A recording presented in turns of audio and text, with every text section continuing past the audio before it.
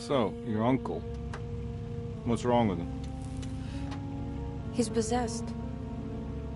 As in the devil? Something like that. He says a dark man is following him, watching him at all times. What do you make of it?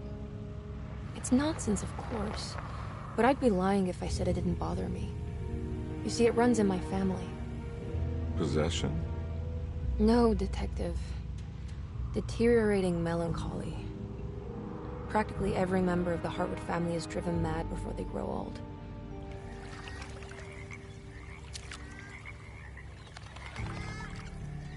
But Jeremy didn't kill himself.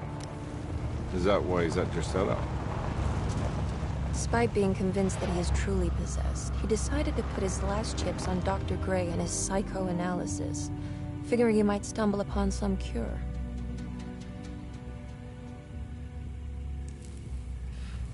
You mentioned the letter. I received a disturbing letter from Jeremy accusing the staff and all the other patients of being involved in some cult. And now they are also out to get him. Could it be real? Or is it all just in his head? It's a story he tells himself, Mr. Carnby. Anything to avoid the truth. Which is?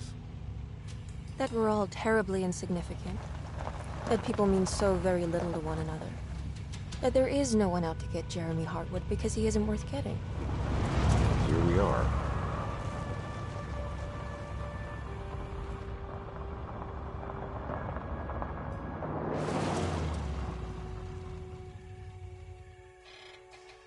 My uncle's not well, Mr. Carnby.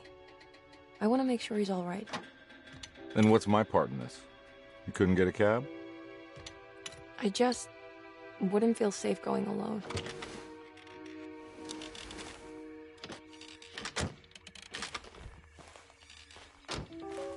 Did you bring a gun?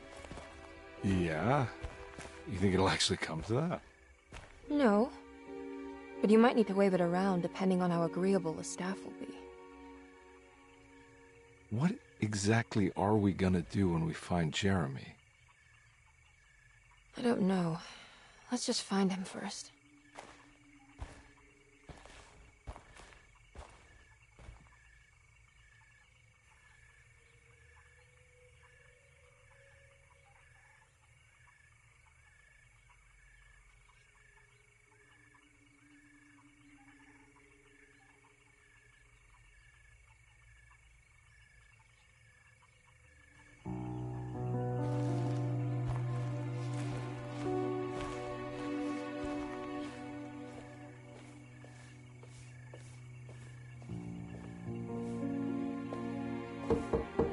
Hello?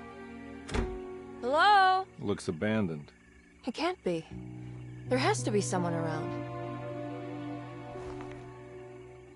Wait here. I'll go around back.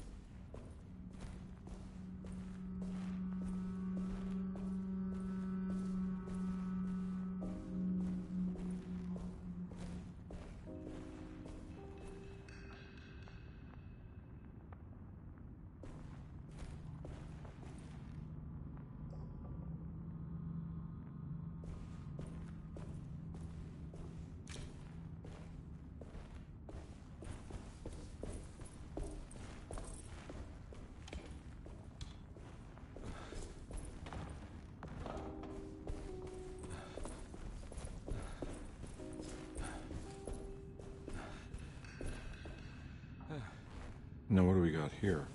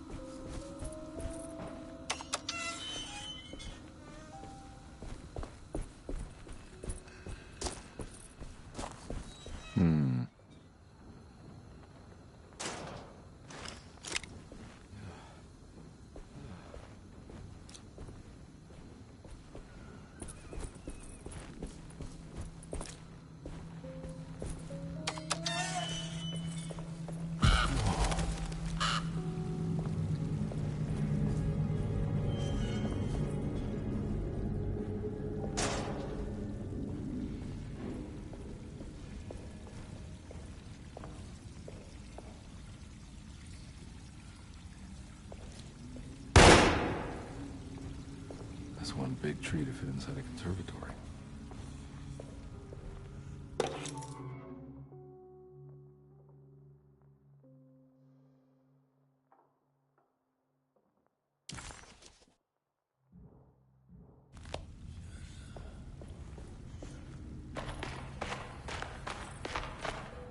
Huh? What?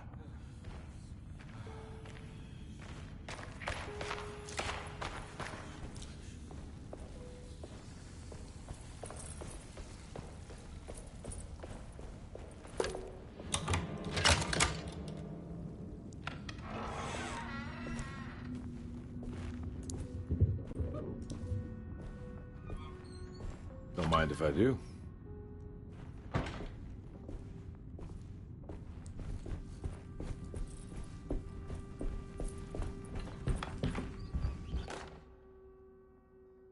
Every day your silence weighs a little heavier.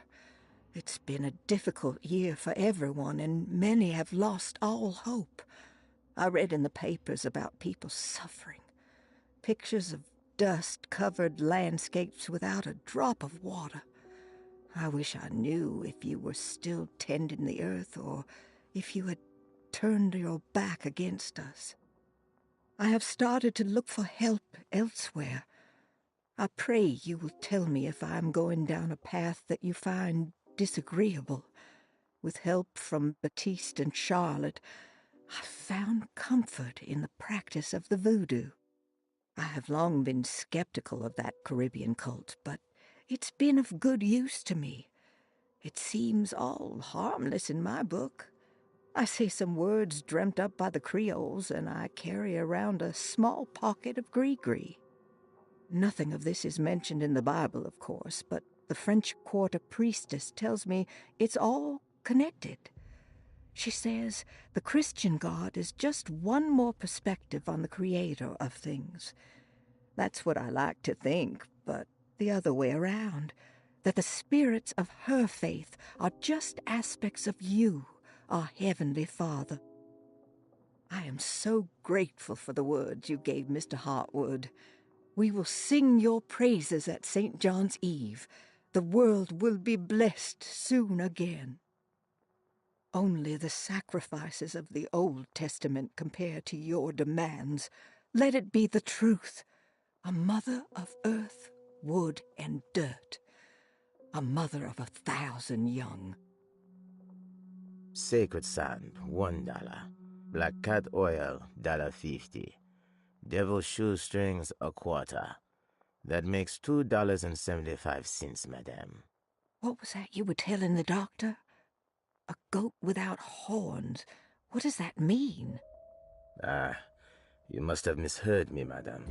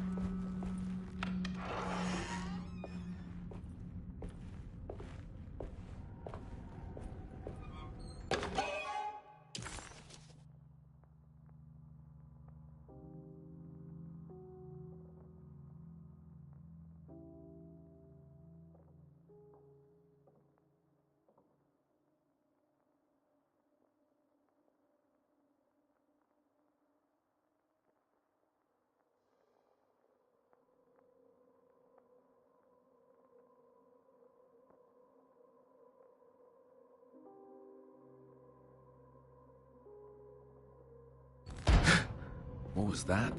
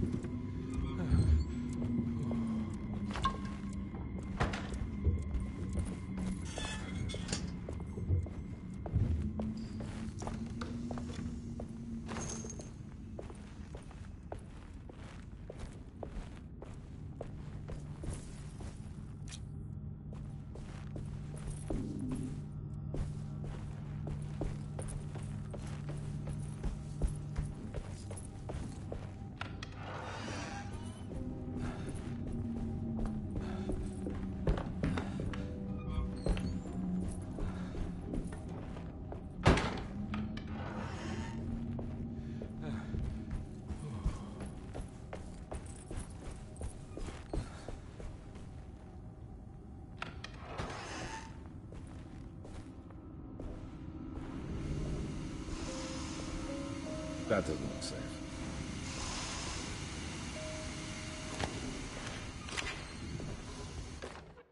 Please do not touch the boiler.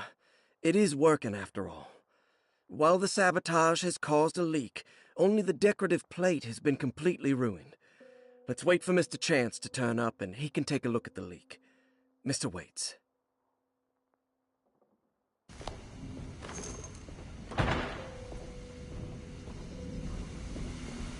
Huh.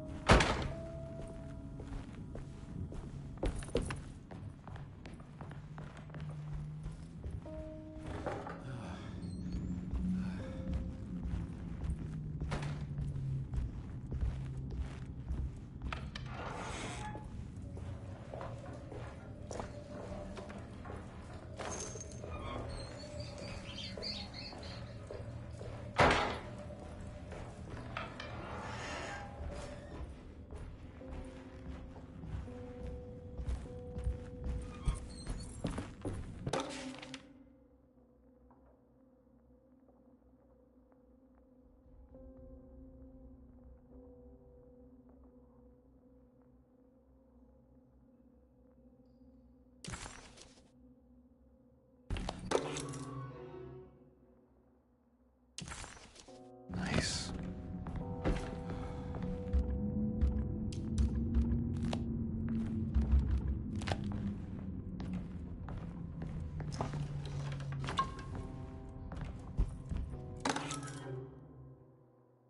Sunday, June 22nd.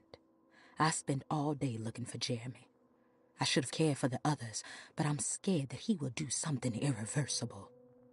Cassandra is upset that I didn't give her the latest shipment of pain medication that Waits brought from the post office yesterday. I would have given it to her, but the company didn't send a new key this time around, so the box is just sitting there on my desk. They must have figured we had plenty of their gimmicky keys by now. I only remember seeing one lately. Grace was playing with it inside the grand parlor. Unless it turns up by itself, it will have to wait. I have to figure out where Jeremy is. I think Jack knew something. That dog of his found a strange rot permeating the house. She's showing us, he said. Like those blots and streaks of fetid rot was talking to him.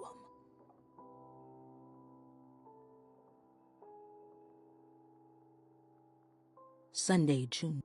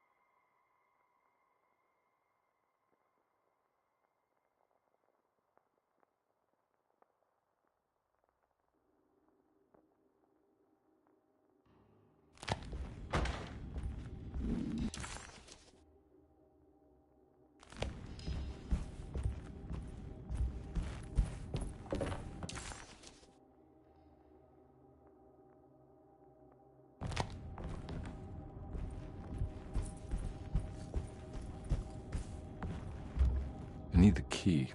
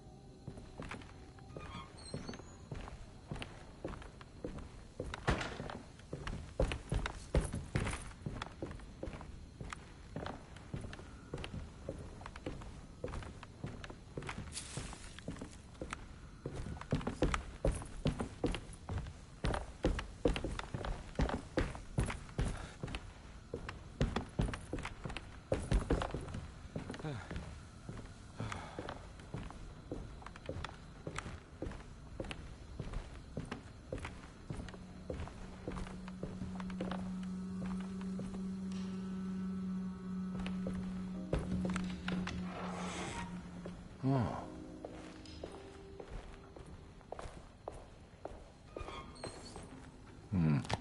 I need the key.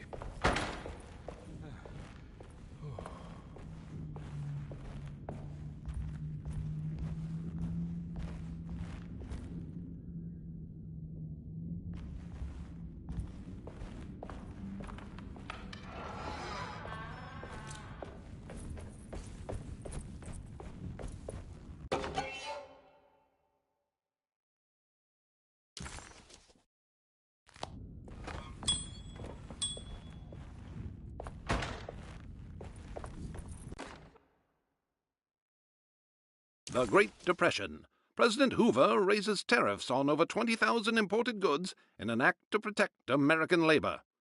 Following the collapse of the Wall Street stock market on October 24 last year, American industry has suffered greatly. Thousands of companies have gone bankrupt and left a large part of the American workforce unemployed. In an attempt to turn the tide, the Smoot-Hawley Tariff Act has been signed by President Herbert Hoover. By regulating commerce with foreign countries, the government hopes to encourage the industries of the United States to compete with cheap foreign imports. Superstition on rise. New Orleans voodoo stores and spiritual mediums see increased profit during troubled times. While the market has faced hard times ever since Black Thursday of last year, voodoo doctors and snake charmers see significant rise in number of customers. With the coming Eve of St. John on the 23rd, the police expect increased cult activity around Bayou St. John, the southern shore of Lake Pontchartrain. Voodoo rituals in that area on the Eve of St. John have a long tradition reaching back to the first snake worshippers brought as slaves from West Africa. During the 19th century, its practice was popularized by the legendary Marie Laveau, and has since been embraced by many of the Creoles and the surviving aristocracy of the French Quarter. Author seeks asylum. Rumors regarding author Cassandra Beauregard making Derceto her home verified. Derceto Hospital is an old plantation building on the eastern shores of Lake Pontchartrain. While often considered an asylum for the insane, residing Dr. Elmore Lee Gray prefers to think of it as a convalescent home, a place where you can go to rest. The patient list is kept secret, but thought to include many of the black sheep of wealthy families, because at Derceto, treatment does not come for free. Local author Cassandra Beauregard has now been confirmed by her own admission. She's been lauded as a powerful Creole voice and written many successful books. Lately it was reported from Hollywood that she has finished a moving picture manuscript titled Slaughter Gulch. That film is set to hit the theaters next year. I need the key.